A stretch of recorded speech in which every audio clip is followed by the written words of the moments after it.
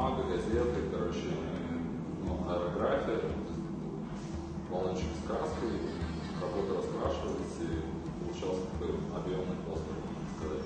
Где-то отрывался, создавался какой-то стереотип.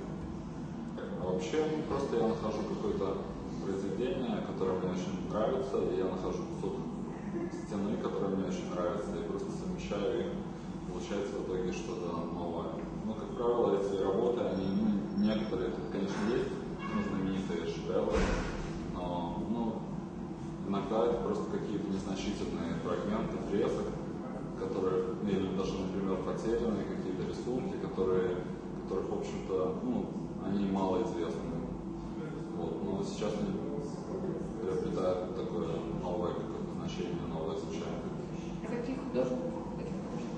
То есть, ну, здесь вообще художники, ну, как бы начиналось все с художников Возрождения и Северного Возрождения, таких как Дюрер, Мемлинг, Ян Ван Дейк, потом Роджер Ван дер Вейден, ну, различные художники, ну, и потом, не знаю, как-то стало все это, на мой взгляд, немного расширяться на итальянское Возрождение, на даже, ну, в основном, конечно, здесь художники Северного Возрождения, какие-то такие, ну, на самом деле, вот мы стоим на фоне работы Вермеера, это уже голландская школа, это уже немножко более современная живопись. А вообще это Возрождение и Северный проект.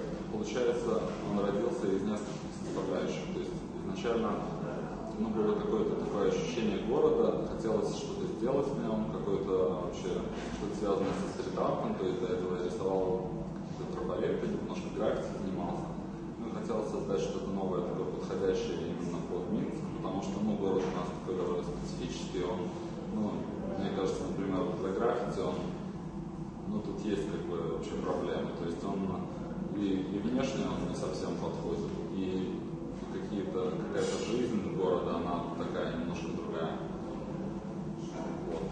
Потом был какой-то художественный материал, который хотел переработать, и, ну, все началось с первой работы, когда у меня появилось некоторое количество бумаги использованной, ну, довольно большое, и мне хотелось что-то вообще с ним сделать, и просто тогда мы с другом сделали первую работу, вот, ну, на лестнице, вот это, и, ну, и с тех пор, когда, ну, я думаю, что она, наверное, даже самая лучшая получилась, с тех пор, когда все пошло, поехало. Даже если, ну, не знаю латинского языка, мне кажется, все равно, когда попадая в помещение галереи, ты понимаешь вообще, что есть что-то светлое, есть что-то темное, и оно неравнозначно разделено, как-то перемешано.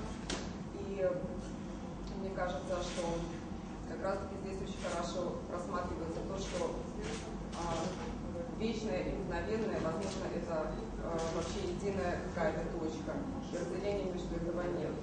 А что касается моей задачи как куратора, я бы хотела, наверное, мне кажется, я ее осуществила, потому что искусство стрит-арта у нас мало того, что не особо развито в Минске, это во-первых. Во-вторых, художники стрит-арта, они достаточно, они, естественно, анонимные и такие на грани закона находятся, как правило. И мне кажется, что нам удалось вообще всем сделать невидимое видимым. Что они переместились в галерейное пространство, и тем самым появились на арт-поле. Мне кажется, что это очень важно, и что это как-то будет способствовать дальше легитимному, что ли, отношению художников стрит-арта. И это только начало, я так надеюсь.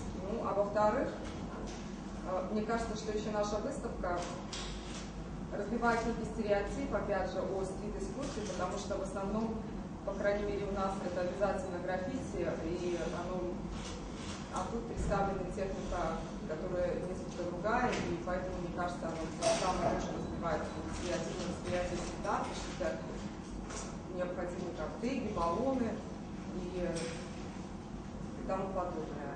Но еще бы я хотела сказать о работах Андрея, то, что для стрит-арта в основном характерно то, для художников стрит-арта, конечно, это субкультурное такое явление, и, как правило, художники стрит-арта, они изображают что-либо на стенах, это или знаки субкультуры, или их личные какие-то логотипы, которые они изобретают. И мне очень понравилось именно у Андрея, то, что у него это не его личный логотип, который он придумал, а это логотип в сознании человека, да, то, что вот Ренессанс, он является каким-то эталоном вообще высокого искусства, и он его именно использовал. Я считаю, что это в этом есть изюминка, и в этом есть очень сильная сторона своей работы.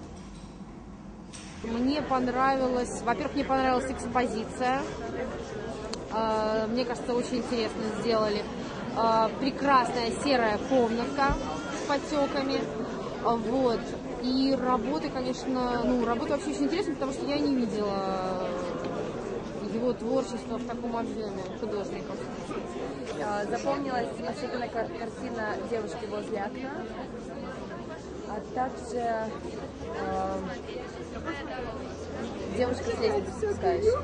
Именно вот эти две работы мне больше всего запомнились и очень понравились. Мне очень нравится, что уличное искусство попадает в галерейное пространство, и это уже очень хорошо.